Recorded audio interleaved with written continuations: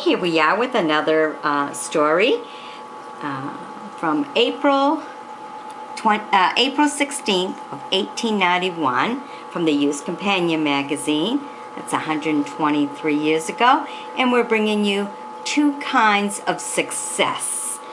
Okay, this is quite a story, and it'll be read to you by Jennifer.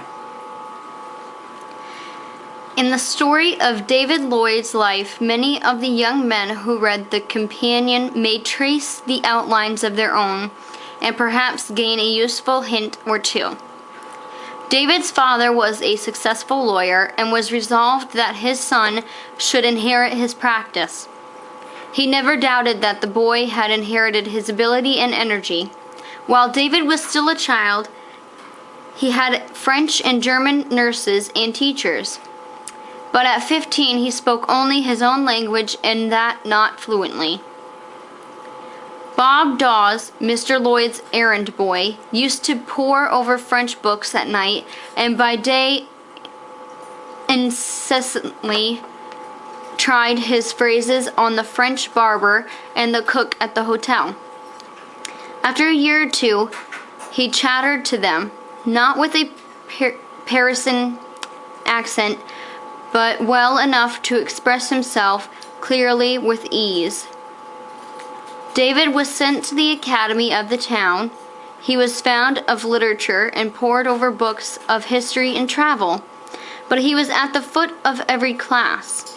Mr. Lloyd protested loudly against the inefficiency of the teachers, their bad system of instruction, and the injustice of the methods of grading the pupils. Bob Dawes had saved up money enough to pay for a year's tuition. In that time, he absorbed knowledge marvelously, in spite of many drawbacks. When David was admitted to the bar, his father took him into partnership, but clients did not care to put their cases into the hands of a gentle, dull young fellow. Mr. Lloyd then declared that it was a drawback to a beginner to be overshadowed by his father's reputation. Besides, the East now afforded no opening for professional men. The West was their field. Young Dawes, a fellow without money, with but little education or influence, had gone out to Wisconsin and had already secured a lucrative practice.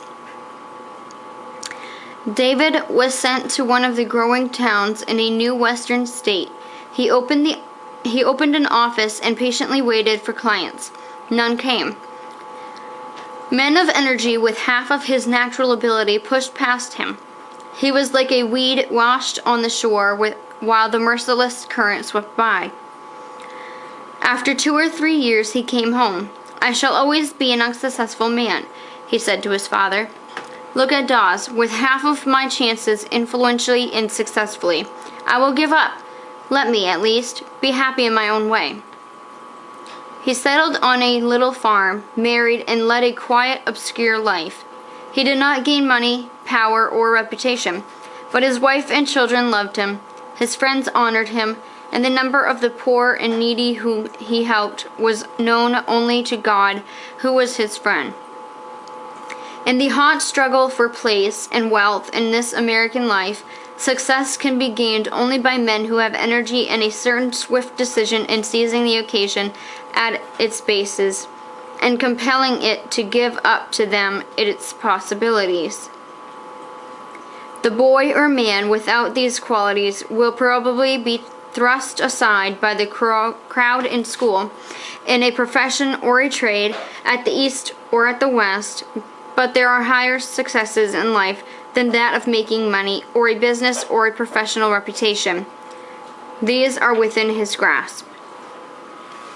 That's a very, very nice story.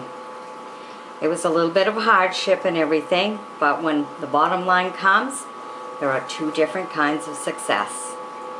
Very nice story. All right, I hope you join me as a friend, and stay tuned for more stories from the Youth Companion magazine. They're all over 100 years old. Bye-bye now.